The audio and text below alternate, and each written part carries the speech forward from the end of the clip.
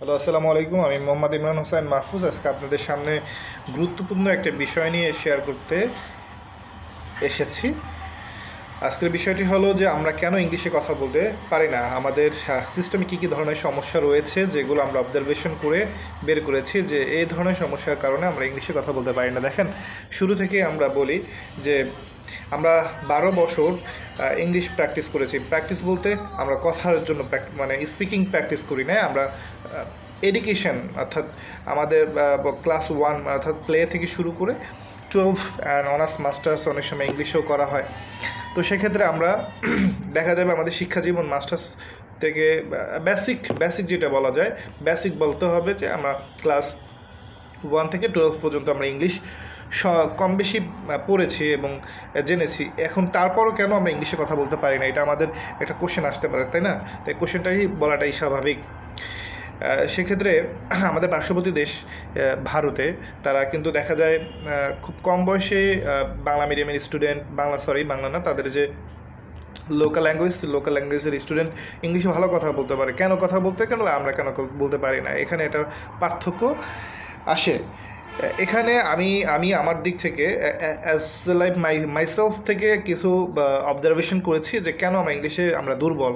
তো এক্ষেত্রে আমি বের করেছি যেটা যে আমরা ইংলিশে দুর্বল হলো যে আমাদের প্রসেসটা অর্থাৎ আমাদের এডুকেশন প্রসেসটা ঠিক নেই। এই এডুকেশন প্রসেসটার জন্য আমরা ইংলিশে কথা বলতে পারি না। প্রথমত দেখেন, আমি একটা উদাহরণ দিব যে আমরা বাংলায় কথা বলি, রাইট? আমরা বাংলা ল্যাঙ্গুয়েজে কথা বলি, আমরা মাদার টাং হলো বাংলা, সো আমরা বাংলায় কথা বলি।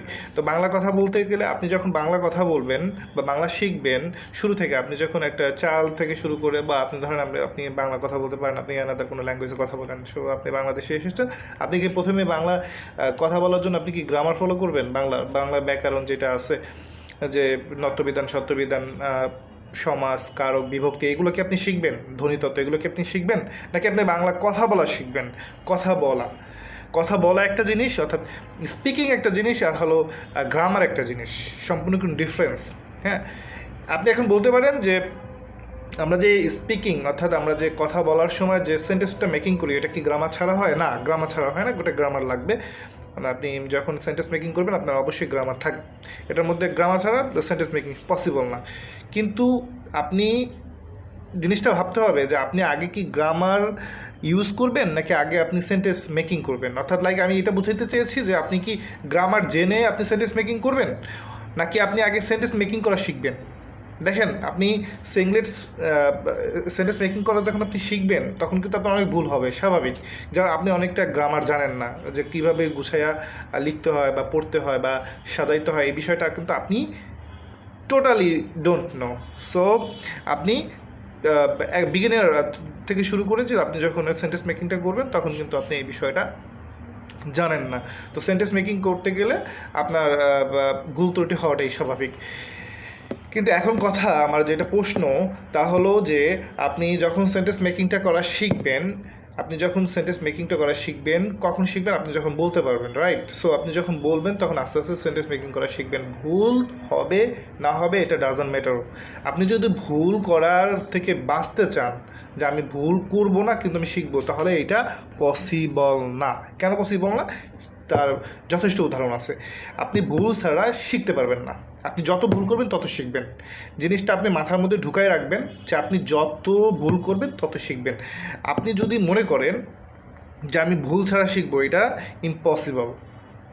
এই ধরনের মেন্টালিটি রেখে কখনো শিখতেই যাবেন না। লার্নিং প্রসেসে আপনার যাওয়ার আগে আপনার চিন্তা করতে হবে আমার ভুল করতে হবে এবং আমি ভুলগুলো ইমপ্রুভ করবো এবং আমি শিখবো। এই জিনিসটা আপনি যত বেশি আপনি মাথার মধ্যে সেভ করে রাখবেন, আপনার শেখাটা তত বেশি কাজে আসবে।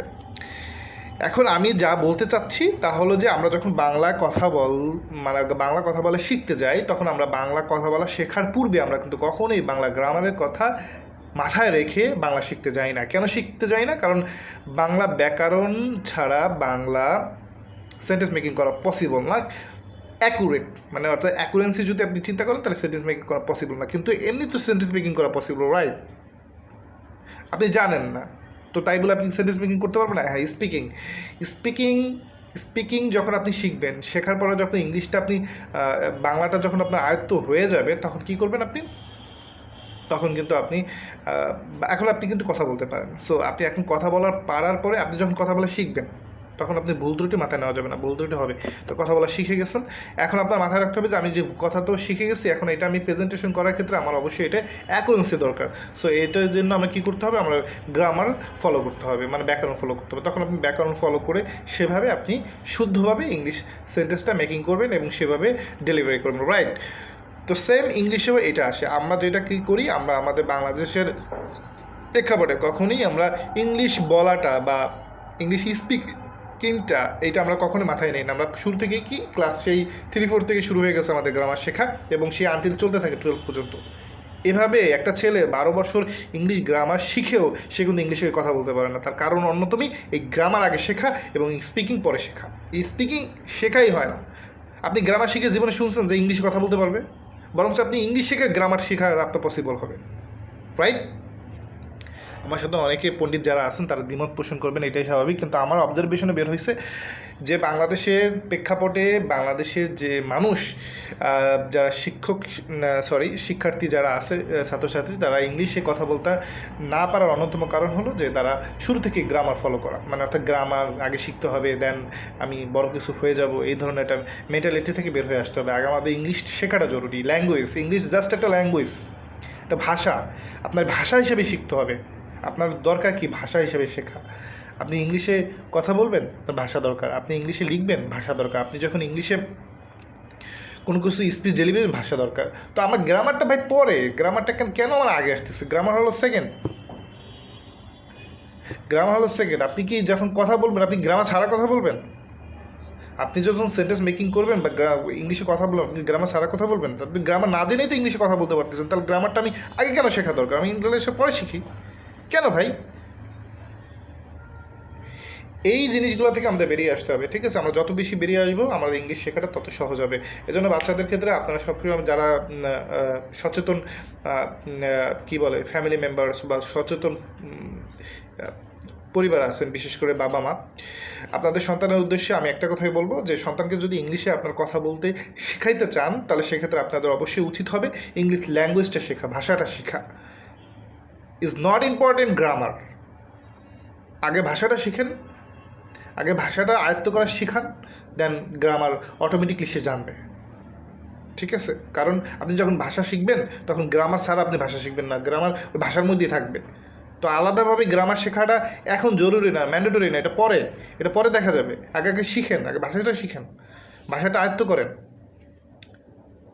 ভাষাটা এত জটিল করতেছেন কেন? আপনার ইংলিশ ভাষাটা এত জটিল না, এটা একটা ইজি ভাষা।